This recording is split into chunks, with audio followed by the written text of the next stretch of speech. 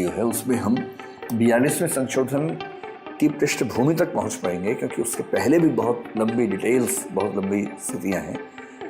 और हमें यह समझना है कि 1971 से लेकर 1976 तक क्या परिस्थितियां बनी कि भारत में आपातकाल लगाना पड़ा।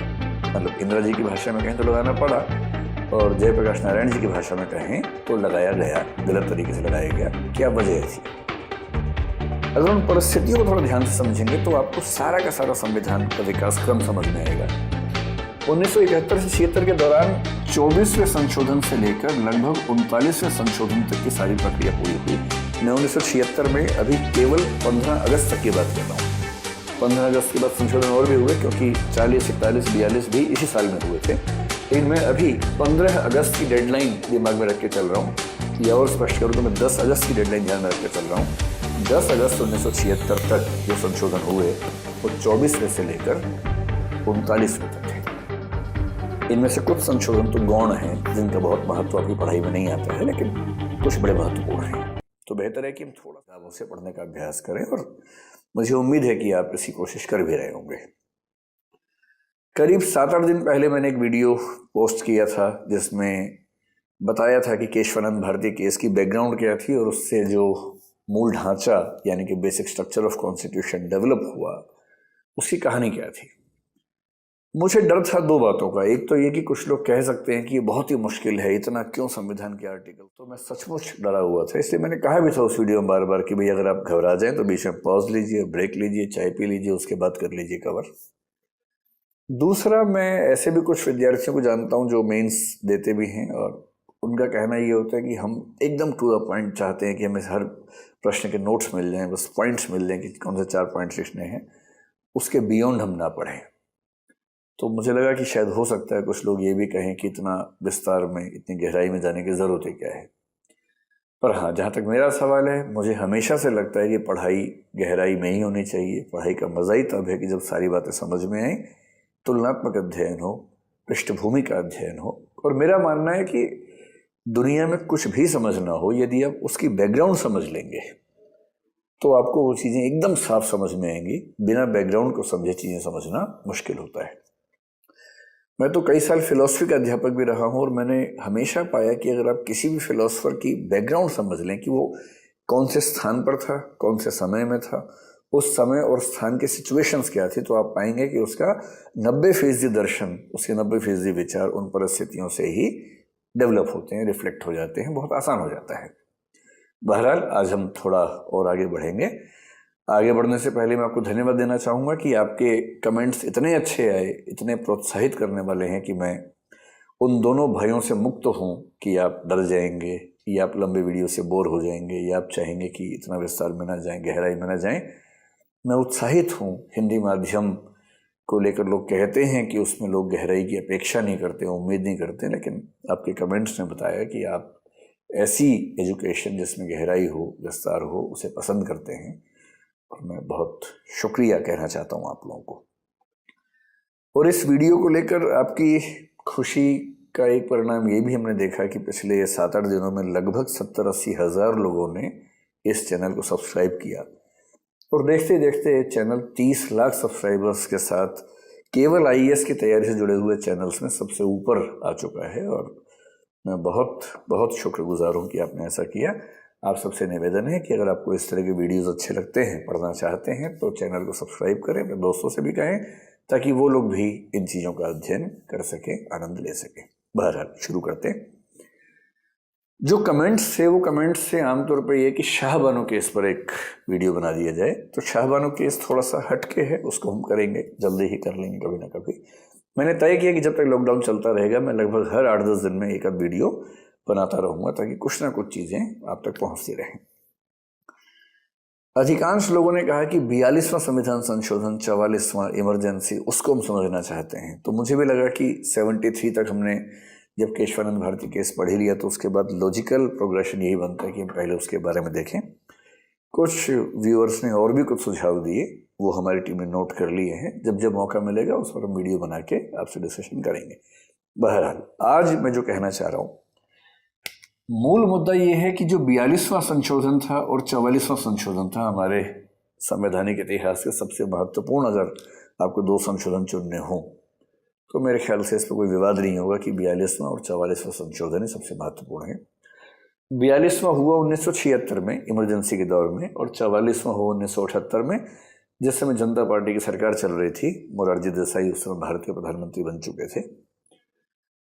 ये दोनों बहुत व्यापक संशोधन है। इनको समझने के लिए अपने आप में हमें 2 से 3 घंटे कम से कम देने होंगे। संविधान के बहुत सारे प्रावधान समझने होंगे कि आखिर क्या हुआ था उसके दौर में।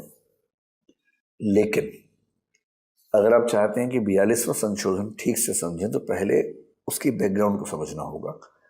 और मेरा ख्याल है कि आज की जो क्लास है उसमें हम 42वें संशोधन की पृष्ठभूमि तक पहुंच पाएंगे, क्योंकि उसके पहले भी बहुत लंबी डिटेल्स, बहुत लंबी स्थितियां हैं। और हमें यह समझना है कि 1971 से लेकर 1976 तक क्या परिस्थितियां बनी कि भारत में आपातकाल लगाना पड़ा। मतलब इंदिरा जी की भाषा में कहें तो लगाना पड़ा, और जयप्रकाश नारायण जी की भाषा में कहें तो लगाया गया, गलत तरीके से लगाया गया। क्या वजह थी? अगर उन परिस्थितियों को थोड़ा ध्यान से समझेंगे तो आपको सारा का सारा संविधान का विकास क्रम समझ में आएगा। 1971 से 76 के दौरान 24वें संशोधन से लेकर लगभग 39वें संशोधन तक की सारी प्रक्रिया पूरी हुई। मैं 1976 में अभी केवल 15 अगस्त तक की बात कर रहा हूँ। 15 अगस्त के बाद संशोधन और भी हुए, क्योंकि 40, 41, 42 भी इसी साल में हुए थे। लेकिन मैं अभी 15 अगस्त की डेडलाइन दिमाग में रख के चल रहा हूँ, या और स्पष्ट करूँ तो मैं 10 अगस्त की डेडलाइन ध्यान में रख के चल रहा हूँ। 10 अगस्त 1976 तक जो संशोधन हुए वो 24वें से लेकर 39वें तक थे।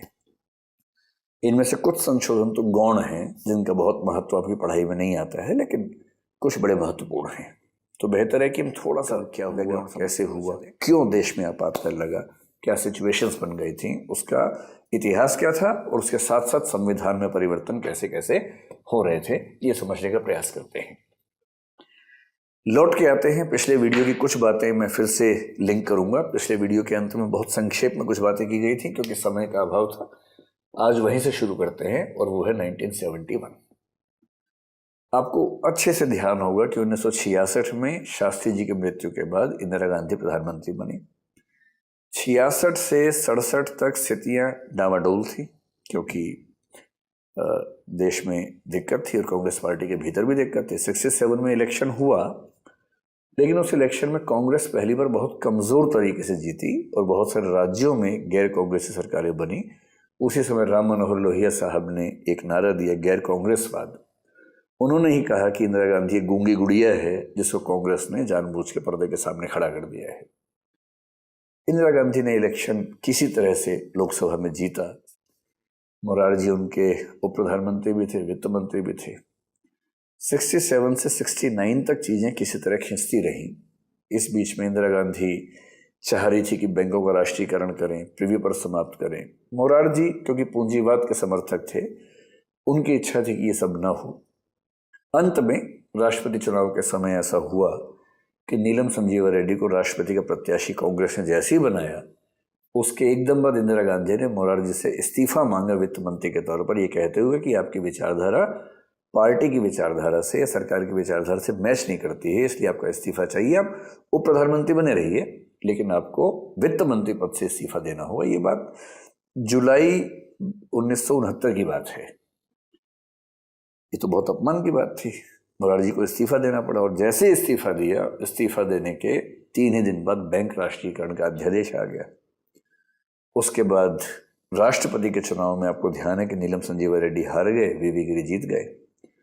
उसके बाद कांग्रेस संगठन के साथ इंदिरा गांधी की तकरार बढ़ती गई और 12 नवंबर 1969 को उनको कांग्रेस पार्टी से निकाल दिया गया। उन्होंने फिर किसी तरह से डीएमके और कुछ कम्युनिस्ट पार्टियों के सहयोग से सरकार चलाई। सहयोग मुफ्त में नहीं मिलता है राजनीति में, हर सहयोग की कुछ कीमत होती है, वो कीमत भी चुकाई। वो कीमत क्या है शायद आज नहीं तो अगली क्लास में डिस्कस करेंगे, बीच में जिक्र आएगा उसका भी। 69 से 70 तक किसी तरह से सरकार को खींचती रही। वो बैंकों का राष्ट्रीयकरण किया, सुप्रीम कोर्ट ने खारिज कर दिया। प्रीवी पर्स के लिए अमेंडमेंट करने का प्रयास किया, राज्यसभा में एक वोट से हार गई, तो उन्होंने एक आदेश निकलवाया राष्ट्रपति से, सुप्रीम कोर्ट ने वो भी खारिज कर दिया। और उस समय तक गोलकनाथ केस का फैसला आ ही चुका था। सुप्रीम कोर्ट ने सरकार के हाथ बांध दिए थे कि वो किसी भी वजह से किसी भी मूल अधिकार में थोड़ा सा भी संशोधन नहीं कर सकती है। इंदिरा गांधी मन बना चुकी थी, 20 सूत्री कार्यक्रम अनाउंस कर चुकी थी, जनता के बीच में ये भाव देने लगी थी कि अगर गरीबी हटानी है तो सरकार को शक्तियां मिलनी चाहिए। एक बहाने की तलाश में थी और बहाना उस दिन मिल गया दिसंबर 1970 में, जिस दिन सुप्रीम कोर्ट ने प्रीवी पर्स वाले मामले में इंदिरा गांधी के आदेश को खारिज कर दिया, रद्द कर दिया। उसके तुरंत बाद इंदिरा गांधी ने दिसंबर 1970 में कहा कि अब हम इलेक्शन करवाएंगे। इलेक्शन जो कि 1972 मार्च में होना था, 1971 फरवरी मार्च में हुआ और एक साल उसको प्रीपोन करके इंदिरा गांधी ने एक और फायदा उठा लिया जिस पर बहुत कम लोग ध्यान देते हैं। फायदा ये उठा लिया कि उससे पहले तक 1952, 57 और 62, 67 इन सब में जो इलेक्शंस हुए लोकसभा के और सब राज्यों की विधानसभाओं के एक साथ हो रहे थे। जैसे इंदिरा गांधी ने लोकसभा का इलेक्शन 1972 के बजाय 71 में करवा लिया तो लोकसभा और विधानसभा के चुनाव अलग अलग हो गए। आजकल आपको पता है कि नरेंद्र मोदी जी की सरकार कोशिश कर रही है कि सारे इलेक्शन साथ साथ हो। उस समय पहली बार ऐसा हुआ 1971 में कि इलेक्शन अलग अलग हुए। इलेक्शन अलग होने से फायदा जो इंदिरा जी को मिला वो ये फायदा था कि जब साथ साथ होते थे तो रीजनल पार्टीज, क्योंकि रीजनल पार्टीज 1967 से बड़े पैमाने पर आने लगी थी, तो क्षेत्रीय दल क्षेत्रीय मुद्दों को उभार के विधानसभा और लोकसभा दोनों चुनावों में बढ़त बना लेते थे। अब अगर केवल लोकसभा के चुनाव हैं तो इसका मतलब है कि राष्ट्रीय मुद्दे केंद्र में रहेंगे और राष्ट्रीय मुद्दे केंद्र में रहने पर इंदिरा गांधी जी को फायदा होना ही होना था। तो आपको पता है कि 71 में वो 352 सीट लेकर आई, जो कि जबरदस्त जीत थी। और 4 पार्टियां जो उनके खिलाफ एक साथ अलायंस बना के लड़ी थी, ग्रैंड अलायंस बना के लड़ी थी, जिनमें एक थी कांग्रेस ऑर्गेनाइजेशन जो निजलिंगप्पा और मोरारजी देसाई की पार्टी थी, के कामराज की पार्टी थी वो। दूसरी थी स्वतंत्र पार्टी जिसमें अगर आपने नाम सुना हो चक्रवर्ती राजगोपालाचारी, उनकी पार्टी थी। उन्होंने 1959 में कांग्रेस से अलग होकर एक नई पार्टी बनाई थी जो पूंजीवाद का समर्थन करती थी। बेसिक सी बात यह है। तीसरी पार्टी थी भारतीय जनसंघ जो 1951 में बनी थी श्याम प्रसाद मुखर्जी जी के हाथों, और इस दौर में बलराज मधोक, दीनदयाल उपाध्याय उस पार्टी के केंद्रीय नेता हुआ करते थे। और चौथी पार्टी थी संयुक्त सोशलिस्ट पार्टी जो जॉर्ज फर्नांडिस नाम के एक बहुत अच्छे नेता की पार्टी थी, जो प्रजा सोशलिस्ट पार्टी से अलग होकर बनी थी, बाद में वापस उसमें मर्ज हो गई थी, लेकिन इस समय वो अलग पार्टी थी। इन 4 पार्टियों ने मिलकर चुनाव लड़ा 1971 का। जो राजा महाराजा थे उनमें से अधिकांश स्वतंत्र पार्टी के साथ जुड़े हुए थे। और हुआ क्या, इंदिरा गांधी को 352 सीटें मिली और इन चारों पार्टियों में ग्रैंड अलायंस को मिलाकर 49 सीटें मिली। तो इंदिरा गांधी एकदम धूमधाम से प्रधानमंत्री बनी, पूरी ताकत उनके हाथ में थी। और अब यहां तक का हिस्सा मैंने संक्षेप में पिछली वीडियो में आपको बताया था। यहां से समझना शुरू करते हैं आगे क्या हुआ। मैंने बांग्लादेश का जिक्र भी किया था, लेकिन आज बांग्लादेश को विस्तार में समझना पड़ेगा क्योंकि उसका संबंध हमारे